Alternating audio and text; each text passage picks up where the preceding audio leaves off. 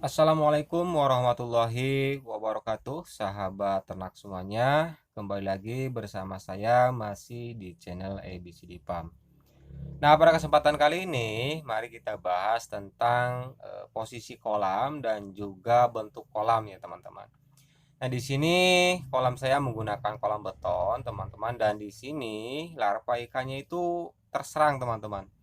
Coba teman-teman perhatikan, nah di sini larva ikannya pada nguir seperti ini gitu ya. Nah, pada nguir dan ini lama lama kelamaan ikannya akan pada mati, teman-teman. Nah, kira-kira apa sih penyebabnya kalau larva ikan gurame atau bibit ikan gurame kita itu banyak yang muter-muter seperti ini dan kemudian pada mati? Nah, ini biasanya teman-teman, sepengetahuan saya itu ini yang pertama adalah kurangnya sinar matahari dan kemudian ini telat pemberian pakan. Sehingga nanti bibit ikan gurame ini apa namanya? Pencernaannya itu terganggu atau terserang apalah nggak tahu. Pokoknya bibit ikan ini itu nggak mau makan, teman-teman, sehingga nanti yang tumbuhnya itu hanya kepalanya doang gitu ya. Yang besarnya hanya kepalanya doang dan badan sampai ekornya itu kecil, teman-teman. Nah, sehingga nanti dia terus berputar, nah berputar berputar, nah lama kelamaan bibit ikan gurame tersebut itu akan mati, teman-teman. Nah, jadi ternyata yang harus kita perhatikan adalah posisi kolam juga harus kita perhatikan, apalagi kalau menggunakan kolam beton ya, teman-teman. Jadi kalau menggunakan kolam beton karena di pinggirnya beton, apa enggak bisa tembus sinar matahari, jadi harus benar-benar full terkena sinar matahari langsung dari pagi sampai sore gitu ya.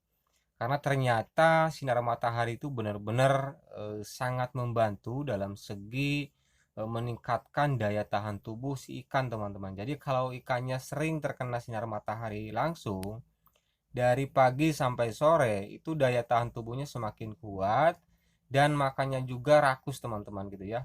Sehingga pertumbuhannya akan bagus dan juga nanti tidak mudah terserang penyakit. Nah, yang ini kebetulan posisi kolamnya kurang full sinar matahari, teman-teman. Mulai terkena sinar mataharinya itu sekitar jam 9 atau jam 10-an. Kemudian nanti sorenya hilangnya di sekitar jam 3 ya, udah nggak ada karena udah terhalang oleh pepohonan dan juga terhalang oleh rumah-rumahan, teman-teman. Jadi nggak full sinar matahari. Nah, ini kondisinya. Kalau telat sedikit aja, telat pemberian pakan, ya ini seperti ini jadinya. Jadi banyak bibit ikan gurame yang pada nguir-nguir dan kemudian mati, teman-teman. Nah, itu salah satu penyebabnya ya. Jadi harus kita perhatikan. Dan apalagi di musim sekarang itu sering banget hujan dan hujannya itu nggak menentu, teman-teman. Terkadang masih ada trik sinar matahari hujan. Nah, itu juga sangat mempengaruhi dalam segi kesehatan ikan gitu ya. Kalau ada panas kemudian hujan, nah itu ternyata sangat jelek bagi bibit ikan gurame. Sehingga kita harus benar-benar waspada dan harus benar-benar full pakan ya, teman-teman. Jangan sampai kosong pakannya yang ada di dalam kolam tersebut. Nah, kita coba cek di kolam yang seperti ini, teman-teman. Menggunakan rangka bambu atau rangka besi seperti ini, yang mana di pinggirnya itu cahaya sinar matahari bisa masuk juga dari pinggir ya, teman-teman. Jadi bukan hanya sekedar dari atas doang, tetapi dari pinggir juga terkena sinar matahari langsung. Dan di sini kelihatan ikannya itu nggak ada yang mengambang di permukaan dan kemudian muter-muter gitu ya. Nah, seperti ini keadaan ikannya, alhamdulillah sehat-sehat. Postur tubuhnya rata ya, teman-teman, nggak besar kepalanya doang. Jadi dari mulai kepala dan badan bahkan lebih besaran badan gitu ya dari dibanding dengan kepalanya. Nah, ini menandakan bahwa bibit ikan gurame ini pada sehat, teman-teman ya.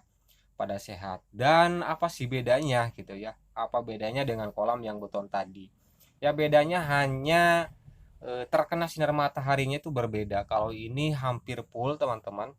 hampir full terkena sinar matahari walaupun nggak full banget gitu ya, karena di sini juga ada bebangunan di pinggirnya dan kemudian ada pepohonan, tetapi dibanding kolam yang beton yang tadi itu lebih banyak terkena sinar matahari kolam yang ini gitu ya. Dan kemudian karena ini dari pinggirnya juga bisa masuk teman-teman karena transparan, jadi sering sekali kolam ini itu airnya hangat ya teman-teman.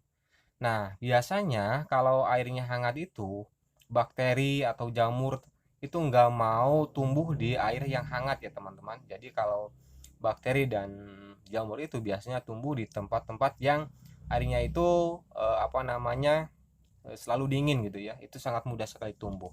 Sehingga nanti bisa menyerang pada bibit ikan gurame yang kita ternak di dalam kolam tersebut. Nah, jadi perbedaan kolam sebenarnya tidak terlalu eh, apa terlalu ada masalah gitu ya, tetapi yang penting kolam tersebut itu full terkena sinar matahari langsung teman-teman. Kalau bisa dari pagi sampai sore itu terkena sinar matahari ya, kalau lagi ada sinar matahari maksudnya, supaya nanti benar-benar dalam segi pertumbuhan ikan guramenya bagus dan juga daya tahan tubuh bibit ikan guramenya juga kuat teman-teman. Nanti rakus makan dan tentunya pertumbuhannya juga akan lebih cepat.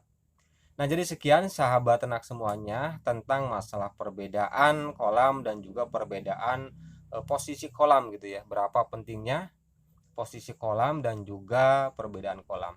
Semoga video ini bisa bermanfaat bagi sahabat ternak semuanya dan menginspirasi sahabat ternak semuanya. Tetapi jangan lupa support terus channel ABCD Farm dengan menekan tombol subscribe dan juga pencet tanda loncengnya. Salam sukses dan salam sejahtera sahabat ternak semuanya. Wassalamualaikum warahmatullahi wabarakatuh.